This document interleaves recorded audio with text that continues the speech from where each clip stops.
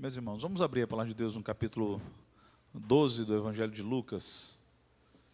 Evangelho segundo escreveu Lucas, o capítulo 12.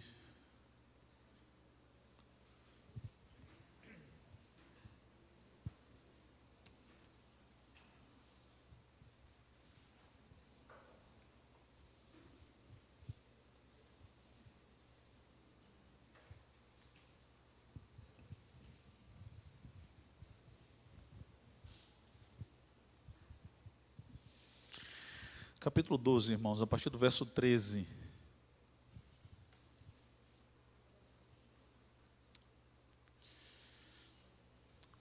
Quero que os irmãos atentem para aquilo que a palavra de Deus nos diz. A partir do verso 13, a palavra de Deus diz assim, irmãos. Nesse ponto, um homem que estava no meio da multidão disse a Jesus: Mestre, diga a meu irmão que reparta comigo a herança. Mas Jesus lhe respondeu: Homem, quem me nomeou juiz ou repartidor entre vocês? Então lhe respondeu: Tenham cuidado e não deixem dominar por qualquer tipo de avareza, porque a vida de uma pessoa não consiste na abundância dos bens que ela tem. E Jesus lhe contou ainda uma parábola dizendo: O campo de um homem rico produziu com abundância. Então ele começou a pensar: que farei, pois não tenho onde armazenar a minha colheita? Até que disse: já sei, destruirei os meus celeiros, construirei outros maiores, e aí armazenarei todo o meu produto e todos os meus bens. Então direi à minha alma: você tem em depósito muitos bens para muitos anos. Descanse, coma, beba e aproveite a vida. Mas Deus lhe disse: louco, esta noite lhe pedirão a sua alma, e o que você tem preparado para quem será? Assim é o que ajunta tesouros para si mesmo, mas não é rico para com Deus. Amém. Vamos orar. Senhor Deus, nosso Pai, nós louvamos o Teu nome, Senhor. Tu és o nosso Deus. Nós dependemos de Ti, confiamos em Ti, amamos a Ti, Senhor. E nesse momento, Senhor, é um momento em que nós ansiamos por ouvir a Tua voz, precisamos ouvir a Tua voz, Senhor. E eu quero pedir, Deus, a iluminação do Teu Espírito nesta noite.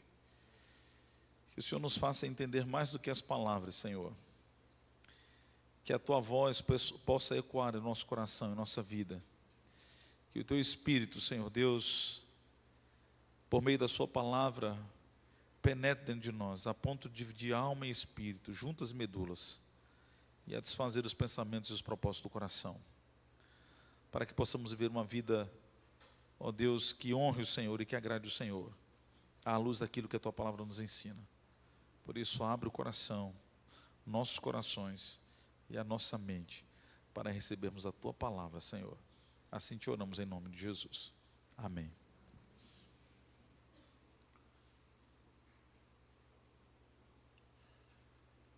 Meus irmãos, Jesus, no início do capítulo 12, ele começa a falar aqui sobre, advertindo os seus discípulos acerca da hipocrisia, né? E ele orienta os seus discípulos para que eles tivessem cuidado com uma hipocrisia, ou com o fermento, de fato, dos fariseus. E dizendo que não havia nada que ficasse encoberto para sempre. Um dia, obviamente, as coisas viriam à tona, não é? E é claro que a gente não pode esconder nada do Senhor. Mas Jesus deixa esse assunto da hipocrisia de lado para tratar de um outro grave assunto que deixa a nossa vida cristã em perigo, que é exatamente o perigo da cobiça e da avareza, né? E aí Jesus substitui aqui, né, as aparências da hipocrisia são substituídas aqui pelo apego exatamente às coisas materiais, aos bens materiais. E isso é grave, irmãos, embora a gente ache que não, ou muitas vezes pensemos que não, mas foi o pecado que arruinou os anjos caídos. Por quê? Porque eles não se contentaram com o seu primeiro estado, e aí cobiçaram, não é? Eles cobiçaram algo melhor, porque eles quiseram ser como Deus. Foi, por exemplo, o mesmo pecado que contribuiu para a queda de Adão e Eva. Foi esse mesmo pecado que fez com que Adão e Eva fossem expulsos do paraíso e pudessem receber como consequência de seu pecado a morte, porque eles cobiçaram também ser como Deus. Lembram o que a serpente disse, né? Se você comer, você vai ser como Deus. E eles cobiçaram, desejaram de fato ser como Deus. E meus irmãos, este é um pecado grave, porque desde a queda tem sido a causa da miséria e da infidelidade aqui na terra. Se a gente fizer um apanhado histórico, eu não vou fazer isso, porque senão ia demandar muito tempo, mas as guerras, os conflitos, as brigas, as divisões, as disputas, invejas, ódio de todos os tipos, manifestado tanto em público como em particular, todas essas coisas têm a mesma fonte: a cobiça. Cobiçar, desejar aquilo que é do outro. As brigas, os conflitos, essas disputas, invejas, ódios, tudo isso tem como causa a nossa cobiça. E esse texto que nós acabamos de ler, Jesus está exatamente advertindo os seus discípulos quanto a esse perigo. E nós não estamos livres disso. Também muitas vezes cometemos esse mesmo pecado, não é? E Jesus nos faz uma advertência severa aqui no texto. Veja bem o que ele está dizendo para a gente a partir do verso 13. Nesse ponto, um homem que estava no meio da multidão disse a Jesus: Mestre, diga a meu irmão que reparta comigo a herança. Jesus, porém, lhe respondeu: Homem, quem me nomeou juiz ou repartidor entre vocês? Então Jesus lhe recomendou: tenham cuidado, né? Tenham cuidado e não se deixem dominar por qualquer tipo de avareza. Veja, ele está dizendo qualquer tipo de avareza, porque a vida de uma pessoa não consiste na abundância dos bens que ele tem, né? Então veja que Jesus Cristo aqui está fazendo uma advertência muito clara aos discípulos, porque o texto claramente nos diz que do meio da multidão apareceu um homem, né, rogando a Jesus para resolver um conflito, um problema familiar, uma partilha de herança. Essa era a causa, né? Era simplesmente uma partilha de herança. E Jesus se recusa a ser juiz de coisas terrenas. Mas aí o que Jesus Cristo faz? Ele põe o dedo exatamente na ferida e aponta que a causa dos conflitos na vida financeira das pessoas é exatamente o problema da avareza. É como se Jesus estivesse dizendo algo mais ou menos assim: aqueles dois irmãos que estavam em litígio, irmãos, nenhum acordo que eu fizer entre vocês vai ser satisfatório. Sabe por quê? Porque vocês são governados pela ganância. Jesus poderia fazer a partilha mais justa ali entre aqueles irmãos, mas um ou outro, ou os dois, iriam achar que estavam levando desvantagem em relação ao outro.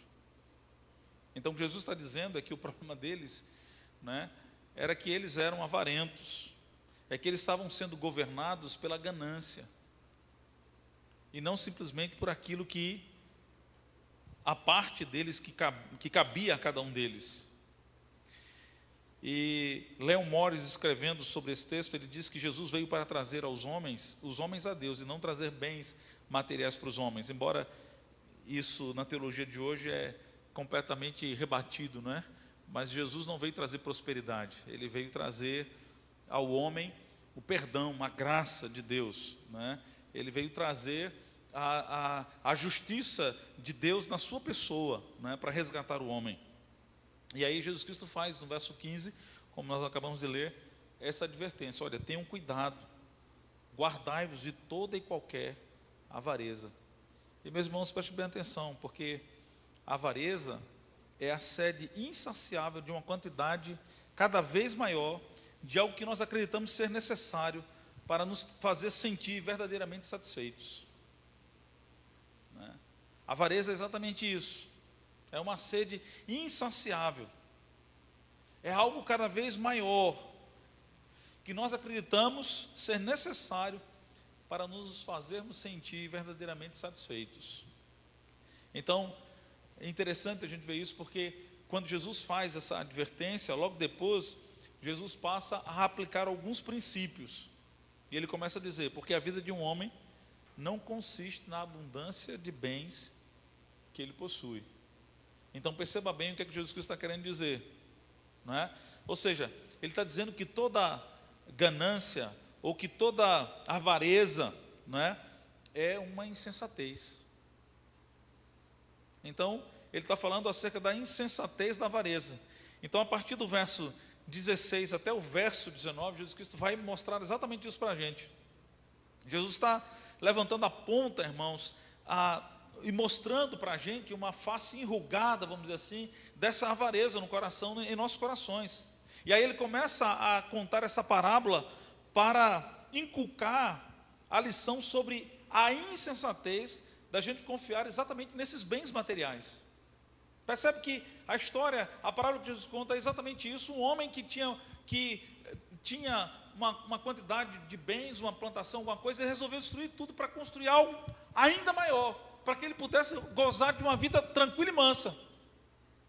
Percebe que é exatamente isso. Jesus está dizendo: olha, a avareza, irmãos, ela é uma insensatez, porque quando a gente se torna avarento, a gente está confiando nos bens materiais, e é exatamente isso que esse homem estava fazendo. Só que ele morreu, e ele não contava com isso, né?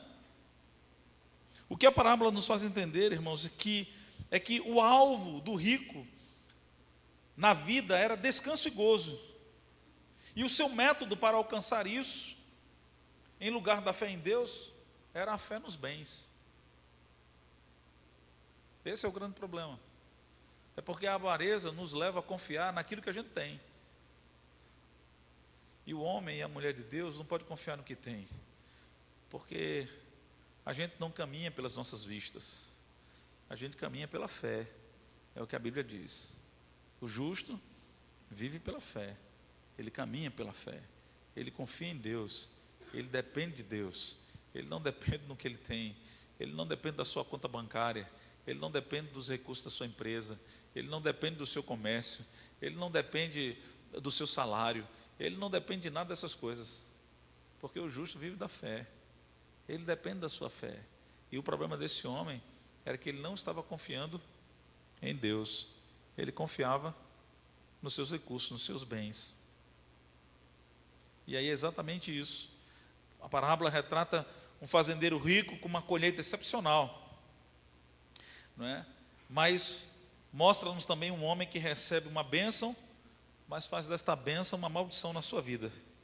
Seu campo havia produzido abundantemente, sua colheita foi uma colheita extraordinária, colossal, seus armazéns foram reconstruídos, ampliados, para acomodar a sua safra, uma safra mais generosa, mais gigantesca.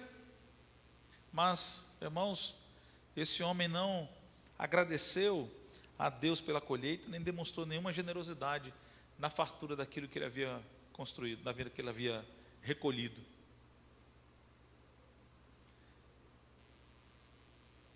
Ou seja, aquele homem estava pensando só em si. Seu mundo girava em torno dele mesmo. Os bens daquele homem eram apenas para ele mesmo.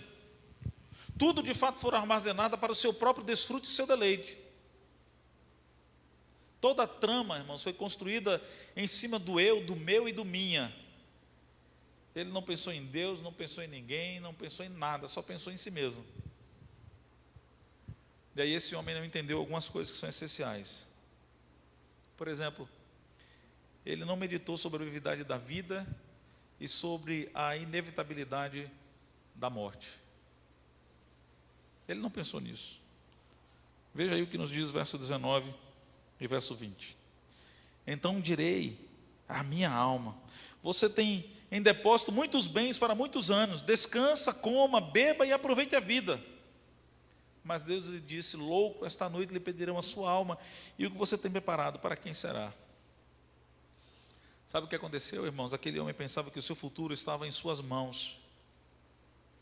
Aquele homem pensava que ele era o capitão da sua alma. Aquele homem pensava que era ele quem dirigia a sua própria vida. E o interessante é que o texto nos diz que naquela mesma noite em que ele inaugurou os seus celeiros, abarrotados, cheios de provisão para longos anos, a sua alma lhe foi requerida. E a morte o impediu de desfrutar, não é? O impediu dele desfrutar de tudo aquilo que ele havia pensado para si mesmo.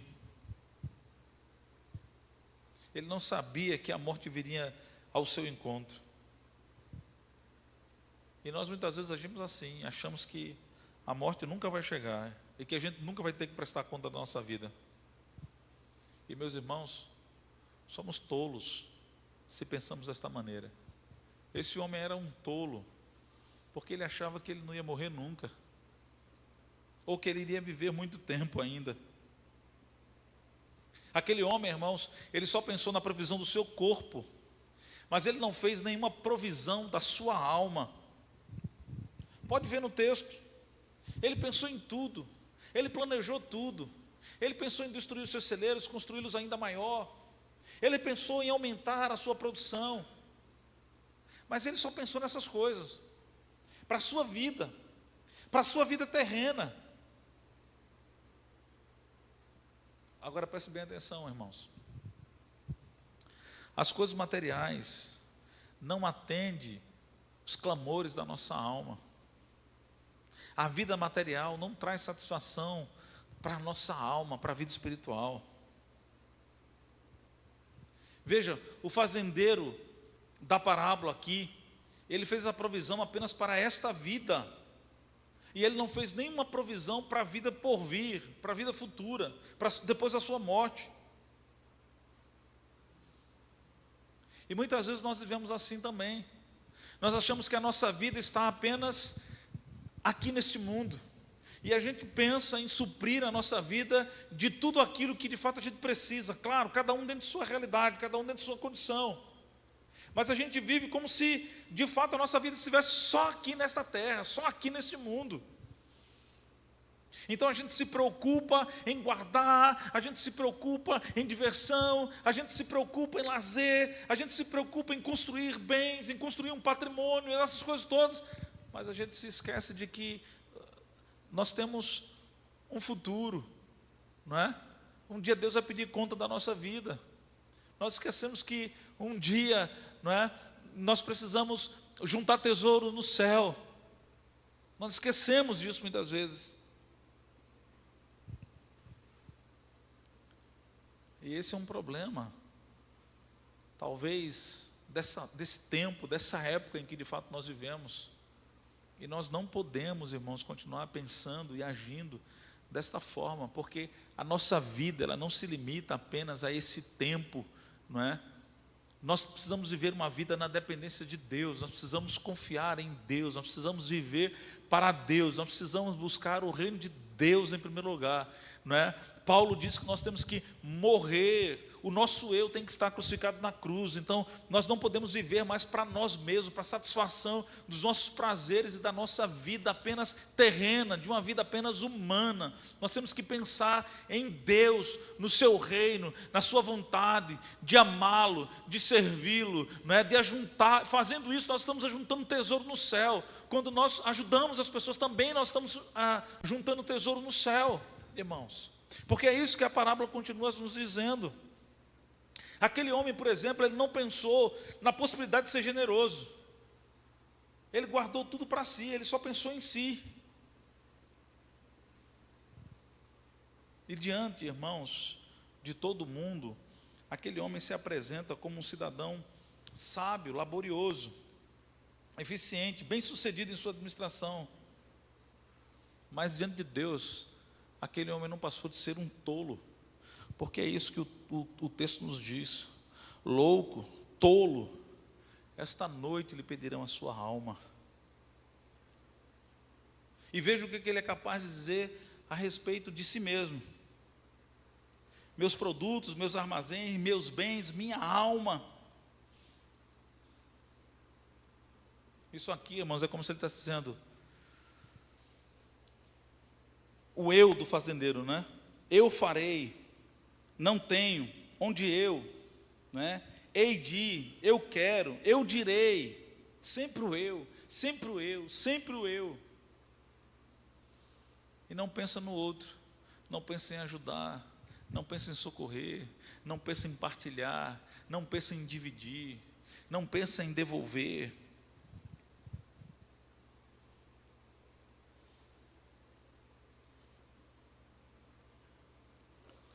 Ele não pensou, irmãos, na transitoriedade das posses terrenas. Agora pense bem, irmãos, a Bíblia é muito clara, porque ela diz que nós não trouxemos nada para este mundo, nem nada dele levaremos. Nós vivemos nus e voltaremos nus, nascemos nus e voltaremos nus. Desta vida nós não levaremos nada. Nascemos sem nada, e quando partirmos, vamos partir também sem nada, porque nós não somos donos de nada.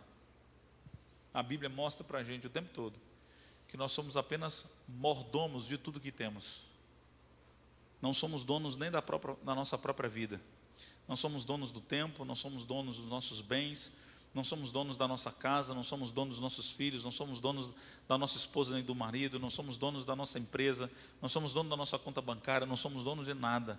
A Bíblia vai colocar que nós somos apenas mordomos, porque o dono de todas as coisas é o Senhor. É por isso que quando a gente nasce sem nada, a gente nasce nu. E quando a gente morre, a gente não leva nada desta vida, porque tudo, absolutamente tudo, é de Deus. E aí, irmãos, sabe o que esse homem está nos ensinando?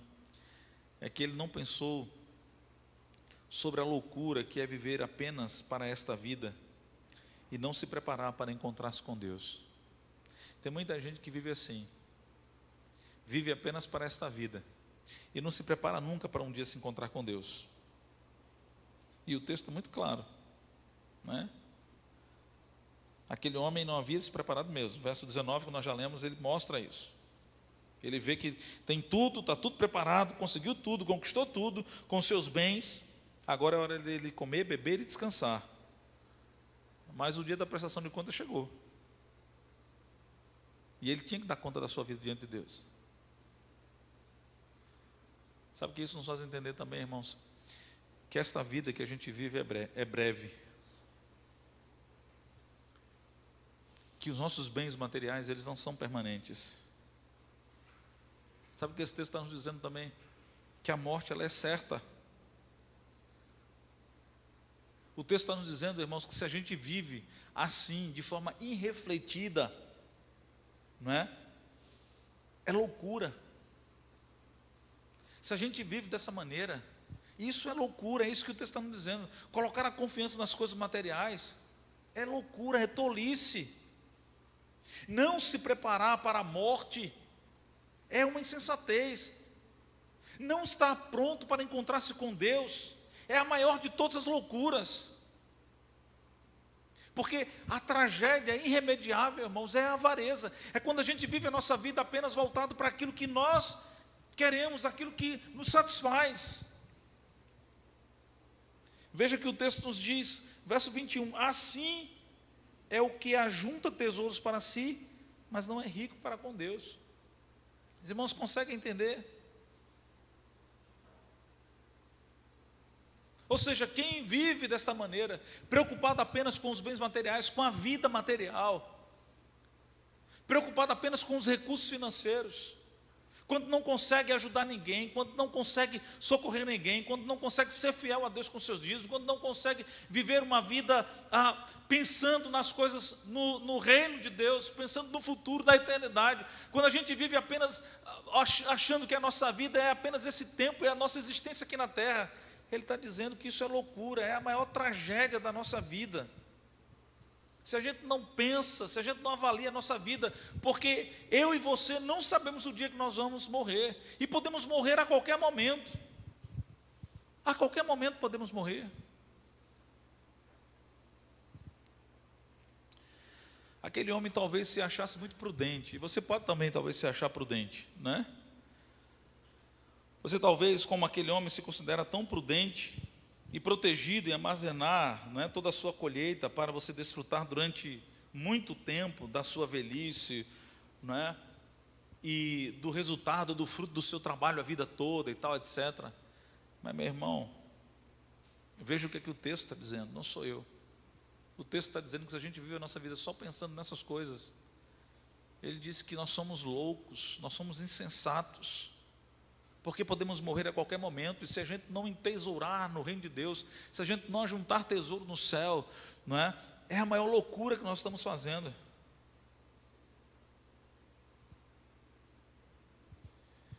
E Jesus, irmãos, com a sua sabedoria, que é a sabedoria divina, a sabedoria de Deus, mostra a tragédia irremediável da avareza. Ele mostra-nos com clareza que a avareza é uma tragédia. E eu quero aplicar esse sermão falando algumas coisas aqui importantes para a gente. A primeira é que o homem que se põe, ou que põe a sua confiança nas coisas materiais, pensando que nelas terá segurança, é um louco. Porque veja, irmãos, o dinheiro pode nos dar conforto por um tempo, mas o dinheiro não nos dá paz permanente. O dinheiro pode nos dar alimento farto para o corpo, mas não dá descanso para a nossa alma. O dinheiro pode nos dar alguma proteção terrena, mas não nos escapa da morte. O dinheiro pode nos dar prazeres na terra, mas ele não dá a bem-aventurança eterna. Essa é a primeira lição que Jesus Cristo nos ensina. Não podemos confiar, irmãos, nos bens materiais, pensando que neles nós estamos seguros, porque não estamos.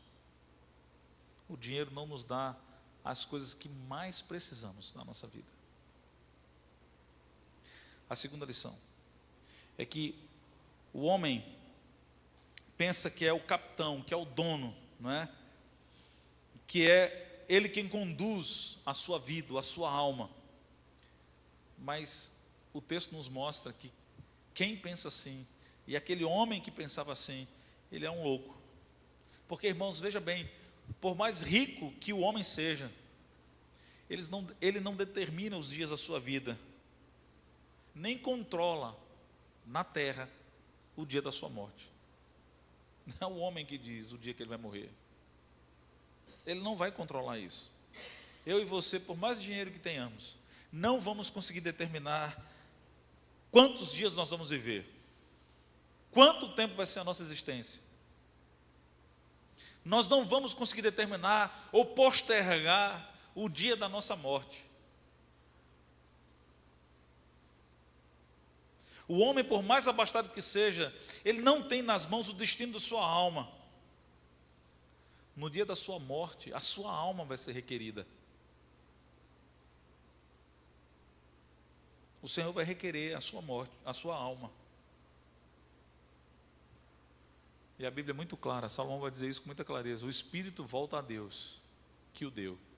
E neste dia, irmãos, o homem vai ter que prestar contas diante do justo juiz da sua alma.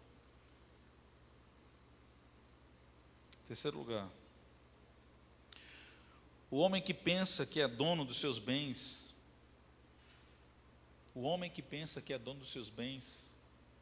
não é? Dos bens que ele acumula, da sua riqueza, da sua prosperidade, é um louco. Quem pensa que é dono daquilo que construiu, é um tolo. E o texto mostra isso muito claramente. O homem plantou, colheu, derrubou, construiu, armazenou e falou a sua alma para desfrutar de tudo por longos anos. Mas tudo o que ele juntou, irmãos, ele não desfrutou de nada. Ele não levou nada. Tudo foi passado para outra pessoa. Ele deixou como herança. Mas ele não levou nada. Então, meus irmãos, se você pensa que você é dono do que você tem, você é um tolo. Porque quando você morrer, você não vai levar nada. Vai ficar para os teus filhos, vai ficar para a tua esposa, para a tua mulher, para os teus sobrinhos, para os teus netos, para a tua parentela. Eles vão ficar brigando pela divisão daquilo que você tem. Mas você não vai levar nada. E em quarto e último lugar, irmãos, o homem que entesoura para si mesmo e não é rico para com Deus, é um louco também. E aí eu faço uma pergunta: o que é ser rico para com Deus, irmãos? Eu penso que ser rico para com Deus significa reconhecer com gratidão que tudo que temos vem de Deus. E aí, se a gente reconhece que tudo que a gente tem vem de Deus, a gente se esforça para usar o que Ele nos dá para o bem de outros e para a sua glória. Ser rico para com Deus, irmãos, é deixar de confiar na provisão para confiar no provedor. Ser rico para com Deus é depositar a sua fé em Deus e não nas bênçãos que Deus lhe concede. Porque a prosperidade, irmãos, tem seus perigos. A riqueza é capaz de sufocar a palavra de Deus, como Jesus Cristo diz lá em Mateus 13. A riqueza é capaz de criar armadilhas e tentações. A riqueza é capaz de dar uma falsa sensação de segurança. Por isso, meus irmãos, os que se contentam com as coisas materiais, com o dinheiro, pode comprar, na verdade pode correr o risco de perder tudo aquilo que de fato ele construiu, porque não vai poder comprar aquilo que o dinheiro não pode comprar.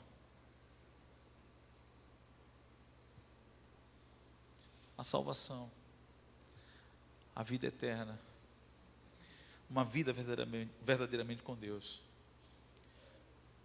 Então pense bem, você tem sido rico para com Deus? Eu sei que nenhum de nós aqui somos ricos materialmente falando. Temos uma vida estável, uma vida equilibrada, mas a avareza independe de ser rico ou não. E nós podemos ser avarentos em outras coisas, não somente com a riqueza. Mas a grande questão é se nós estamos juntando um tesouro no céu, se nós estamos sendo ricos para com Deus, porque a advertência de Jesus é muito clara. Porque o que ajunta tesouros para si mesmo não é rico para com Deus. E a grande questão é se você está sendo rico para com Deus. Será que você tem confiado na sua provisão? Será que você não tem que confiar no provedor? Será que não é em Deus que você tem que colocar a sua fé e não naquilo que você tem, no seu trabalho, no seu dinheiro, na sua conta bancária?